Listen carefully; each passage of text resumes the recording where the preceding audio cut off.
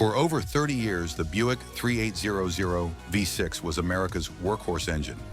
It powered millions of cars with legendary reliability and smooth performance. Families trusted it, mechanics respected it, it seemed bulletproof. But beneath that stellar reputation lay a dark secret that General Motors tried to hide. Today, we're telling the complete story of the 3800, the triumphs, the betrayals, and the legacy of an engine that could have been perfect. Chapter 1. The Birth of a Power Plant. The year was 1962, and General Motors faced a crisis that would reshape American automotive history. The writing was on the wall. The era of massive V8s guzzling fuel without consequence was ending. What GM needed was something different, something that could deliver V8 smoothness with six-cylinder efficiency. The answer came from Buick's engineering team, led by visionaries who understood that the future belonged to engines that could do more with less. The original 3.8-liter V6 emerged from Buick's Flint, Michigan plant as a bold experiment in downsizing. But this wasn't just another economy engine. It was conceived as a gentleman's power plant, designed to move substantial American cars with grace and dignity. What made this engine revolutionary wasn't just its displacement or configuration. It was the philosophy behind it. They built an engine for the long haul, with cast-iron construction that could withstand decades of punishment. The early years weren't glamorous. The 3800 lived in humble applications, powering base-model Buicks and serving as the economical option. But beneath that modest exterior, something extraordinary was taking shape. GM's engineers were refining, improving, learning, creating the foundation for one of automotive history's most successful engine families. Chapter 2. Engineering Simplicity. Strip away the marketing hype and fancy terminology, and you'll find the 3800's greatest strength: elegant simplicity. While competitors chase complex overhead, cam designs, and exotic materials, Buick's engineers stuck to proven fundamentals: 2 valves per cylinder, pushrod actuation, cast iron block construction. On paper, it looked almost primitive compared to the high-tech power plants emerging from Japan and Europe.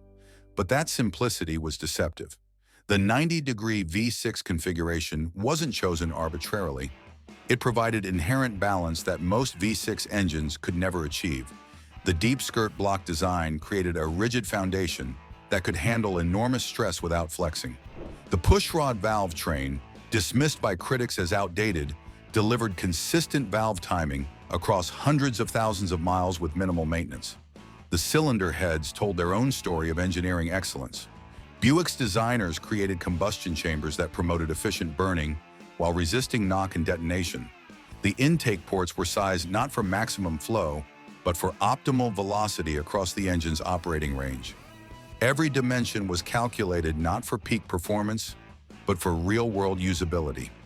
Perhaps most importantly, the 3800 was designed for manufacturing consistency. Unlike exotic engines that required precise tolerances and specialized assembly techniques, the 3800 could be built reliably in high volumes. Assembly line workers could torque the heads, install the intake, and fire up the engine knowing it would run smoothly for decades. This wasn't just good engineering, it was brilliant manufacturing strategy. Chapter 3. The Road Warriors. The 3800 found its calling in the most American of places: sprawling suburbs, interstate highways, and shopping mall parking lots. This wasn't an engine for racetracks or mountain passes. It was built for real life, for the millions of Americans who needed reliable transportation without drama or complexity. The Buick LeSabre became the 3800's flagship, a full-size sedan that could cruise effortlessly at highway speeds while returning respectable fuel economy. Families loaded these cars with luggage for cross-country vacations, secure in the knowledge that the engine would never leave them stranded. The Pontiac Grand Prix brought the 3800 to a younger demographic, proving that efficiency didn't have to mean boring. Here, The engine's inherent smoothness was amplified by careful engineering and sound deadening. Owners would glide down the highway in near silence, the V6 delivering power so seamlessly that many assumed they were driving a V8. The engine's versatility became legendary throughout GM's lineup. It powered Chevrolet Impalas for taxi fleets, where durability was measured in hundreds of thousands of miles. It motivated Oldsmobile intrigues through countless commutes. From base model economy cars to near luxury sedans, the 3800 adapted to every role with quiet competence. These weren't just cars, they were mobile testimonials to an engine that understood its mission and executed it flawlessly. Chapter 4. The Series 2 Revolution. By the late 1980s, the automotive world was changing rapidly. Fuel injection was becoming standard, emissions regulations were tightening, and consumers demanded more power without sacrificing economy. The original 3800, now showing its age, needed evolution to survive.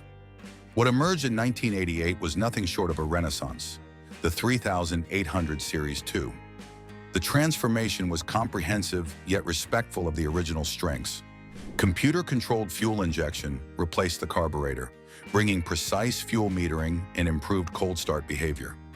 The block received extensive revision with improved cooling passages and stronger bearing caps. The cylinder heads were completely redesigned, incorporating better port flow and more efficient combustion chambers. But the real revolution was in the details. New synthetic valve cover gaskets eliminated oil leaks.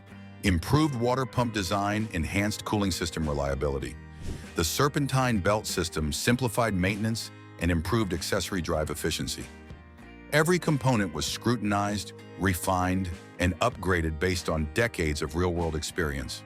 The results spoke for themselves. Power increased from 110 horsepower to 170, while fuel economy actually improved. The engine ran cleaner, quieter, and more efficiently than ever before. Most importantly, it retained the bulletproof reliability that had made the original famous. This wasn't just an update, it was a masterclass in evolutionary engineering. The Series 2 would go on to power millions of vehicles, cementing the 3800's reputation as one of America's finest engines. Chapter 5. The Supercharged Glory. Just when the automotive world thought it understood the 3800, Buick dropped a bombshell that would forever change the engine's legacy. The year was 1991, and the weapon was the 3800 Series 2 Supercharged, an engine that transformed mild-mannered family sedans into legitimate performance machines. The Supercharger wasn't an afterthought or marketing gimmick. Buick's engineers had carefully studied the 3800's capabilities and realized they had built a block strong enough to handle significant boost pressure. The Eaton M90 Roots-type supercharger was mounted atop the engine, creating an integrated system that delivered power with the smoothness and reliability customers expected from Buick. The transformation was dramatic. With 240 horsepower and 280 pound-feet of torque, the supercharged 3800 could propel a full-size Buick Park Avenue from 0 to 60 in under 6 seconds, 7 seconds. Performance that would have required a big block V8 just a few years earlier. But this wasn't just about straight-line speed. It was about effortless power delivery that made highway merging and passing maneuvers feel almost telepathic. The Pontiac Grand Prix GTP became the supercharged 380's performance showcase, offering luxury car refinement with sports car acceleration. These cars developed a cult following among enthusiasts who appreciated having genuine performance wrapped in unassuming sheet metal. The engine's boost delivery was so smooth that many owners didn't realize they were driving a forced induction car until they looked under the hood. This was the 3800 at its absolute peak, proving that American engineering could create world-class performance without sacrificing the qualities that made the engine legendary in the first place. Chapter 6. Quiet Excellence. The 3800's greatest achievement might have been how invisible it made itself. While other engines announced their presence with distinctive sounds or quirky characteristics, The 3800 simply worked, so well that many owners took its excellence for granted. The smoothness was otherworldly. Thanks to its 90-degree configuration and carefully balanced reciprocating assembly, the 3800 eliminated the vibrations that plagued most V6 engines. At idle, it was nearly silent. Under acceleration, it produced a refined growl that suggested competence rather than aggression. This wasn't an engine that demanded attention. It earned respect through consistent performance. The torque curve told the story of an engine designed for real-world driving. Peak torque came early and stayed strong through the rev range, meaning effortless acceleration from any speed.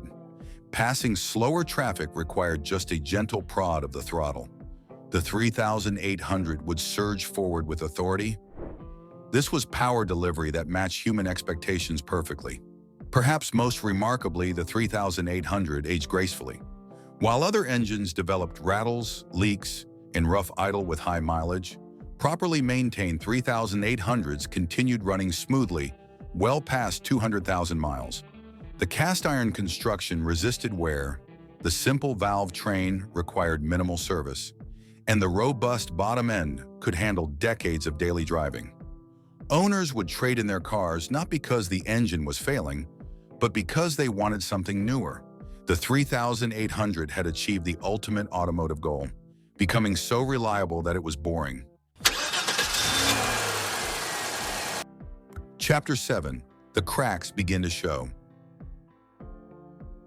The first warning signs appeared in the late 1990s, subtle at first but growing more persistent with each passing year.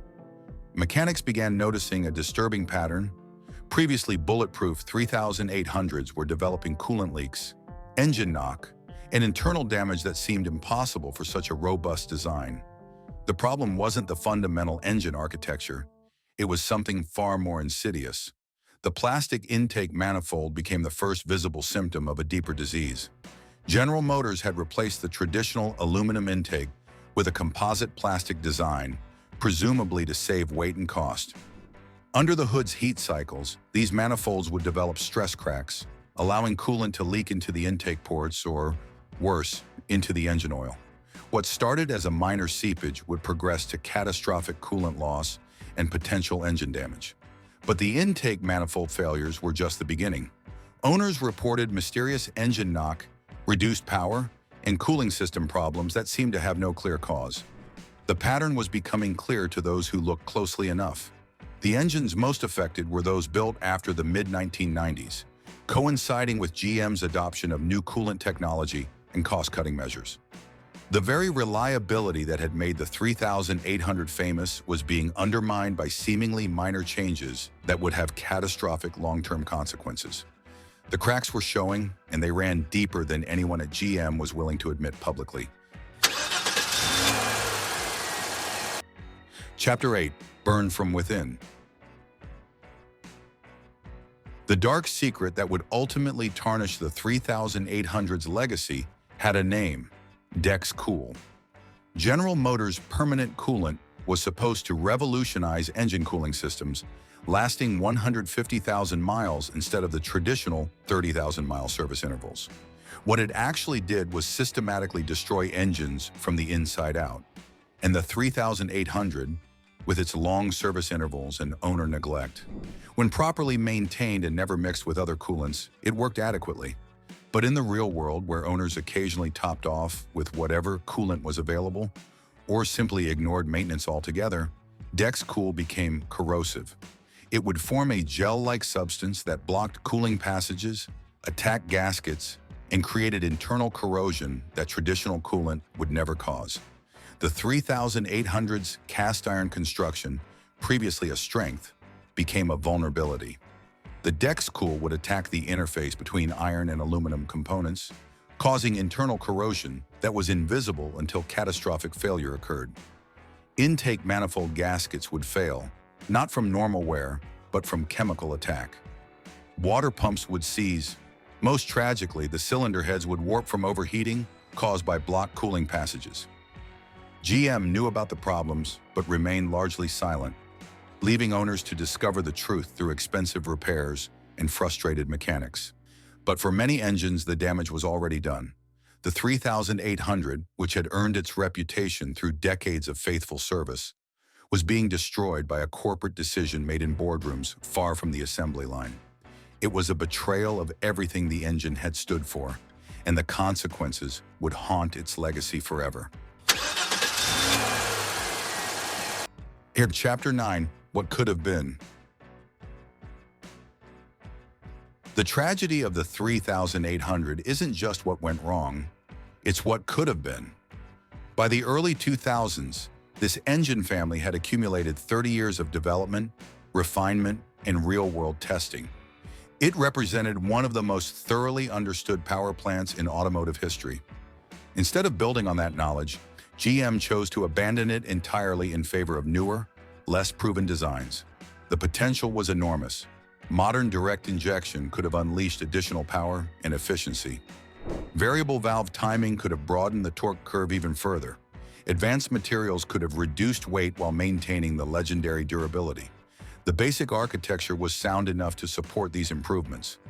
All it needed was continued investment and development. Other manufacturers were proving that pushrod V6 engines could compete in the modern era. Ford's 3.7-liter V6 delivered impressive performance and efficiency while maintaining serviceability. Chrysler's Pentastar 5.6 showed that traditional architecture could incorporate modern technology seamlessly.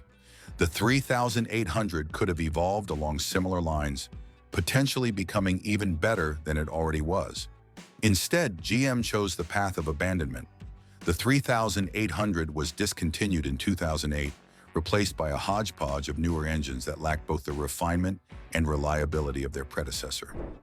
Corporate politics, platform consolidation, and the pursuit of marketing buzzwords took precedence over proven engineering excellence. The automotive world lost not just an engine, but a philosophy of design that prioritized real-world usability over specification sheet bragging rights. The 3800's death wasn't inevitable. It was a choice, and not a particularly wise one. The Buick 3800 V6, a legend with flaws, but a legend nonetheless. Thanks for joining us on this journey under the hood of American automotive history. What's your 3800 story? Drop it in the comments below, and don't forget to subscribe for more deep dives into the engines that moved our world. Until next time, keep the revs steady and the oil changed.